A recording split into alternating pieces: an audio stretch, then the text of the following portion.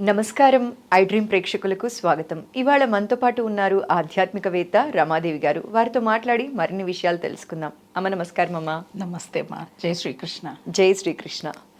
అమ్మ, సంక్రాంతి వచ్చేస్తోంది. సంక్రాంతి అనగానే పెద్ద పండుగగా మనం పిలుస్తూ ఉంటాం. అయితే సంక్రాంతి రోజు పెద్దలకి బట్టలు ఇవి పెడుతూ ఉంటాం కదమ్మా.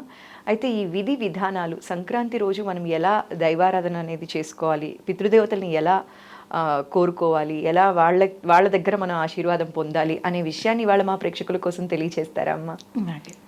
అంటే పెద్ద పండగ, పెద్దల పండగ అన్నాం. పెద్ద పండగ అంటే అందరూ ఏమనుకుంటారు, 3 రోజులు 4 రోజుల పాటు, కనుమతో పాటు 4 రోజులు సెలవులు 10 రోజులు ఇస్తారు స్కూల్స్కి వాటికి, కాబట్టి పెద్ద పండగ అంటారు.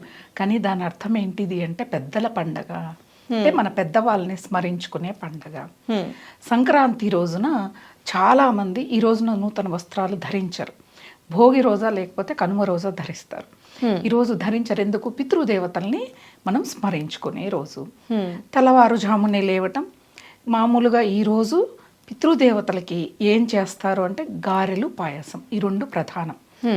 మనం అలసందలు, బొబ్బర్లు అంటారు, వాటితో చేసిన గారెలు, పాయసం, అలాగే గుమ్మడితో చేసింది. ఎందుకంటే మనకి ఈ మాసంలో ఏ ఋతువుకి ఏ పంట వస్తుందో దానితో మనం పండగ చేయటం ఆనవాయితీ. అంటే మరి ఏమొస్తాయి మనకి ఇప్పుడు? చిక్కుడు, గుమ్మడి, ఈ 2. కాబట్టి ఈరోజు చిక్కుడు కూర, గుమ్మడికాయ తీపి వంటకాల ఏవో ఎవరి ప్రాంతంలో ఎలా చేస్తారో అలా చేసి పితృదేవతలకి తర్పణాలు వదులుతారు. ఇప్పుడు ఇంట్లో నుంచి ఆన్లైన్లోనే వదిలిస్తున్నారు, లేకపోతే గుడికి వెళ్ళి చేయొచ్చు. ఏదైనా కానీ ఈరోజు తర్పణాలు వదలాలి. తర్పణాలు వదిలే సాంప్రదాయం లేని వాళ్ళు పెద్దవాళ్ళకి బట్టలు పెట్టుకోవడం అంటూ చేస్తారు. ఓకే. నూతన వస్త్రాలు పెట్టి, సాంబ్రాణి వేసి, చేసిన వంటకాలు పెట్టి వాళ్ళ ఫోటో దగ్గర, అలాగే కాకి ఆహారం పెట్టాలి. ఈరోజు పితృదేవతలు ఆ రూపంలో వచ్చి మన ఆహారాన్ని స్వీకరిస్తారు. అలా చేయటం. అలాగే ఈ రోజున దానాలు ఇవ్వటం. సంక్రాంతి రోజున దానాలకు చాలా విశిష్టత ఉంది. ఏమి ఇవ్వాలి? ఈ మాసంకి మనము నువ్వులతో ఎక్కువగా వంటకాలు చేస్తాం, అవునా? నువ్వులు లేని వంటకం ఉండదు. ఎందుకు? ఎన్నో పోషకాలు ఉన్నది నువ్వులు, అవునా? అవి దానంగా ఇవ్వటం వల్ల తీసుకున్న వాళ్ళకి మంచిది, ఇచ్చిన మనకి మంచిది. గుమ్మడికాయ భూమిని పోలి ఉంటుంది. భూమిని దానం చేసిన ఫలితం రావాలి అంటే గుమ్మడికాయ దానం ఇవ్వాలి. ఎవరికి ఇవ్వాలి? బాగా ఉన్న వాళ్ళకి కాదు, అసలు ఇవి కొనుక్కోలేని వాళ్ళకి ఎవరికైనా ఇవ్వచ్చు. ఎవరికైనా ఇవ్వవచ్చు. మీరు ఇది దీంతో వంటలు చేసుకోండి అని చెప్పానని ఇవ్వటం మంచిది. అన్నదానం, వస్త్రదానం, ఈరోజు గోదానం, భూదానం, శక్తి ఉన్నవాళ్ళు ఇలా దానాలు చేస్తే పితృలోకంలో ఉన్న పితృదేవతలు సంతోషిస్తారు. మనకు అసలు ఈరోజు సంక్రమణం కూడా జరుగుతుంది. ఉత్తరాయణ పుణ్యకాలం మొదలవుతుంది. అయితే మనకి దక్షిణాయనం అంతా కూడా దేవతలకి, పితృదేవతలకి రాత్రికాలం అయితే, ఈ ఉత్తరాయణ పుణ్యకాలం అంతా వాళ్ళకి పగటి కాలం. అయితే మనము దక్షిణాయనం అంతా కూడా పండగలని, చాతుర్మాస్య దీక్షలని, పుణ్యాన్ని మొత్తం కూడగట్టుకుంటాం కదా. ఆ పుణ్యాన్ని అనుభవించే కాలం ఉత్తరాయణ పుణ్యకాలం అన్నారు. ఓకే. పితృదేవతలందరూ కూడా వాళ్ళ లోకాలకి చేరుకునే రోజు. మనం ఇచ్చే స్వీకరించి వాళ్ళు పితృలోకాలకు వెళ్ళిపోతారు. కాబట్టి ఈ రోజున పితృదేవతల స్మరణ చేసుకోవటం, తర్పణాలు వదలటం, దాన ధర్మాలు చేయటం, పేదవాళ్ళకి ఏదైనా కూడా ఎవరికి ఏది అవసరమో దానం ఇవ్వాలి. చాలా మంది మనం ఈ మధ్య కాలంలో ఏం చేస్తున్నాం అంటే, మేము ఈరోజు గుళ్ళో అన్నదానానికి ఇచ్చామంటాం. అన్నదానానికి వెళ్ళి చూడండి, అక్కడ ఎవరైనా పేదవాళ్ళు, తిండి లేని వాళ్ళు ఉంటారంటే లేదు.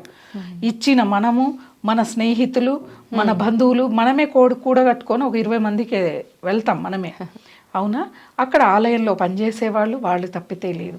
అలా కాదు, మనము ఏ గోశాలల దగ్గరనో, ఆలయాల దగ్గరనో ఆహారానికి కూడా లేకుండా ఉంటారు కదా, అక్కడికి తీసుకెళ్ళి వాళ్ళకి అన్నదానం చెయ్యండి. ఓకే. ఇప్పుడు మనకి కొంతమంది క్యాటరర్స్ ఏం చేస్తారంటే, మాకు ఇలా పలాని ప్రదేశానికి మీరు వంట వండి తీసుకొస్తారా, ఇవన్నీ తీసుకొని అంటే వాళ్ళు తెస్తారు. వాళ్ళకు కూడా పుణ్యమే కదమ్మా అలా చేస్తే. వచ్చి అక్కడ అందరికి అన్నదానం చేయాలి. చేసే వరకే. వాటిని ఫోటోలు తీసి ఫేస్బుక్లో, సోషల్ మీడియాలో పెట్టారా ఫలితం ఉండదు. అయితే మనం ఏం చేస్తున్నాం? దానాలు చేస్తున్నాం, అదేవిధంగా వీడియోలు, ఫోటోలు స్టేటస్లో పెడుతున్నాం.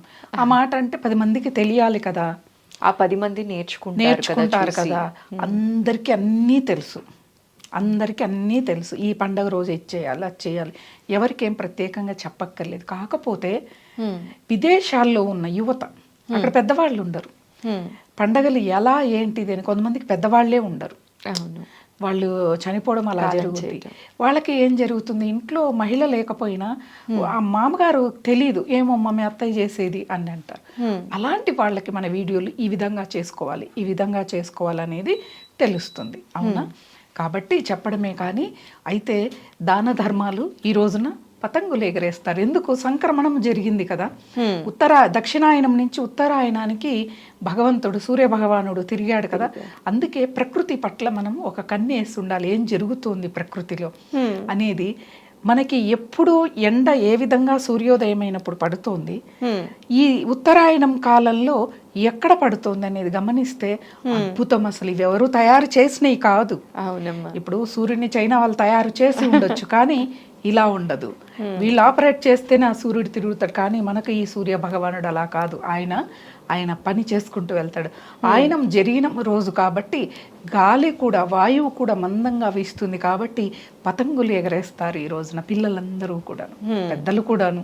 కాకపోతే కొంచెం జాగ్రత్తలు వహిస్తూ పతంగులు ఎగురవేయాలి. ఎందుకంటే ఈ సంక్రాంతి వచ్చే వరకు ఒకళ్ళిద్దరైనా తెలుగు రాష్ట్రాల్లో చనిపోతారు.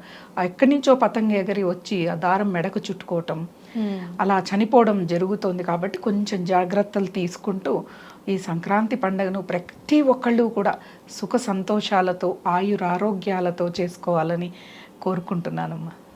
అలా మనము ఆరోగ్యం పట్ల, ప్రకృతి పట్ల, పెద్దవాళ్ల పట్ల జాగ్రత్తని వహిస్తూ, ఇప్పుడు పితృదేవతలు, మేము అనాథలమమ్మ, అనాథాశ్రమాల్లో పెరిగా, మా తల్లిదండ్రులు తెలియదు అని అంటే, ఎవరు మీకు కనిపించిన వాళ్ళే మీ పితృదేవతలు అనుకుని వాళ్ళకి ఎవరికైనా కూడా పేర్లు తెలియక్కర్లేదు. మనకిప్పుడు తర్పణాలు వదిలించే పంతులు కూడా చెప్తారు మనకి, పేర్లు ఉన్నా లేకపోయినా, గోత్రం ఉన్నా లేకపోయినా చనిపోయిన వాళ్ళందరికీను అని చెప్పని చేయిస్తారు. అలా పితృ తర్పణాలు తప్పకుండా వదిలి వాళ్ళు కూడా, లేదు ఆలయానికి వెళ్ళటం, ఆలయంలో సేవ చేయటం.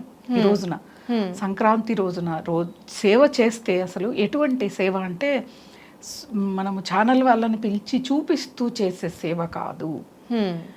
మనం స్వతహాగా వెళ్ళి ఆలయాల్ని శుభ్రం చేయటం, ఆ భగవంతుడికి సంబంధించిన దుస్తులు మనము ఉతికి పెట్టటం, ఆ దీపాలవన్నీ మడ్డి పట్టి ఉంటే వాటిని శుభ్రం చేయటం, ఇలాంటివన్నీ చేయటం, ఆలయానికి వచ్చిన వాళ్ళకి వసతులు చూపించి వసతుల్ని కల్పించటం, ఇవి ఎవరైనా చేయొచ్చు. ఇవేం ఖర్చుతో కూడుకునే కావు. కర్మ నిర్మూలన అంటే పాపపు కర్మ నిర్మూలన జరిగేది ఇక్కడే. అటువంటి అద్భుతమైనదే మనకి ఈ సంక్రాంతి రోజున. కాబట్టి దాన ధర్మాల విషయాలకు వచ్చే వరకు మన ఇంటి ముందుకు ఎవరొచ్చి అమ్మా భిక్షం అని అడిగితే వాళ్ళందరికీ కూడా ఈరోజు వేస్తే, ఎవరి రూపంలో మన పితృదేవతలు స్వీకరిస్తారు, ఎవరి రూపంలో భగవంతుడు మనల్ని పరీక్షించడానికి వస్తాడో, మన దానం ఇస్తామా లేదా అని. కాబట్టి వీళ్ళు వాళ్ళు అనేది కాకుండా దానం చేయాలి. అలాగే ఋతువు ప్రకారం దానాలు చేయాలి. మనకి చలి ఎక్కువగా ఉంటుంది, అప్పుడు స్వెటర్లు, మఫ్లర్లు, షాల్వాలు, దుప్పట్లు, అలాగే ఈ వ్యాజ్లైన్ లాంటివి, కొబ్బరి నూనె, వ్యాజ్లైన్ లాంటివి దానాలు ఇస్తే చాలా చాలా మంచి. సరే 100 మందికి మేము ఇవ్వలేము, ఒక్కళ్ళకి ఇవ్వండి. 100 రూపాయలు పెడితే మనకి కొబ్బరి నూనె వస్తుంది, వ్యాజ్లైన్ వస్తుంది, అవైనా దానంగా ఇవ్వచ్చు. అంతే కదా. నువ్వులు మనం దానం ఇచ్చినది అవతల వాళ్ళకి ఉపయోగపడాలి, అది మనకు కావాల్సింది. అలా మనం చేసుకుంటూ సంక్రాంతి పండగని సంక్రాంతి పండగలా మనం నిర్వహించుకోవాలి. కానీ ఏవో ఆర్భాటాలు అవన్నీ కాదు. ఇంకా ఊళ్ళకి వెళితే ఈ రోజున ఆటపాటలు, మనం ఊళ్ళ నుంచి వచ్చారు కదా, వాళ్ళందరికీ కూడా పిల్లలందరికీ ఆటపాటల్ని అందరూ కండక్ట్ చేసి వాళ్ళకి బహుమతుల్నిచ్చి, అందుకే సంక్రాంతి అనగానే పిల్లలందరూ ఊరెళ్దామా అని వెళ్తారు. ఇంకోటి, ఈ సంక్రాంతికి ఊరెళ్ళటానికి కారణం వాతావరణం అనుకూలిస్తుంది. అలాగే నీటి ఎద్దడి ఎక్కడా ఉండదు. అదే వేసవి కాలం అనుకో, మనం ఎక్కడంటే అక్కడ పడుకోలేం, ఫ్యాన్ ఉండాలి, తప్పకుండా ఏసీ ఉండాలి, నీటి ఎద్దడి ప్రతి ఊళ్ళోనూ ఉంటుంది. కాబట్టి ఈ సంక్రాంతికి అందరూ కూడా పల్లెలు పట్టణాలు అవుతాయి, పల్లెలు రాజులయ్యే పండగ సంక్రాంతి పండగ. ఈ మనం గట్టిగా నొక్కి ఒక్కానించి చెప్పుకోవచ్చు. ఎందుకంటే మన హైదరాబాద్ సిటీ మొత్తం ఖాళీ అయిపోతుంది. మొత్తం టోల్ గేట్లు కిలోమీటర్లు బారిన వేచి ఉంటారనమాట. అలా ఇప్పటికే మొదలైంది ఊళ్ళకి వెళ్ళిపోవటం. అందరూ కూడా సెలవులు పిల్లలకి రాగానే వెళ్ళిపోవటం మొదలైంది. కాబట్టి ఈ సంక్రాంతిని అంటే పితృదేవతలని సంతోష పెడితే ఆ కుటుంబం సక్సెస్ఫుల్గా ముందుకు వెళ్తుంది. ఆ ఇంట్లో మానసిక ఇబ్బందులు బాధలు ఉండవు. ఎందుకంటే పోన్లే అవన్నీ వదిలేసాయి. ఈ శరీరాన్ని జన్మనిచ్చారు, ఈ జ్ఞానాన్ని ఇచ్చారు, ఇంత ఆస్తిపాస్తులు ఇచ్చారు, దానికి కృతజ్ఞతగానైనా చెయ్యాలి. ఇవన్నీ వదిలే. సరే మూఢనమ్మకాలు మీరు మళ్ళీ మొదలు పెట్టారు, పితృదేవతలు ఏంటిది అది ఇది, అది వదిలేసాయి. కృతజ్ఞతగా వాళ్ళకి ఈ రోజున మనం ఇవి చేసే విధి విధానాలు చేస్తే అద్భుతంగా మన జీవితం అనేది ఉంటుంది. పండగలు పెట్టింది కొన్నిటిని మనము తిరిగి గుర్తు తెచ్చుకోవటానికి, గుర్తు చేసుకోవటానికి అన్నమాట. అమ్మ చాలా చక్కగా సంక్రాంతి విశిష్టత గురించి, సంక్రాంతి రోజు పెద్దల్ని ఎలా ఆరాధించాలి అనే అంశం గురించి చాలా చక్కగా వివరించినందుకు మరోసారి ధన్యవాదాలమ్మా. జై శ్రీకృష్ణ.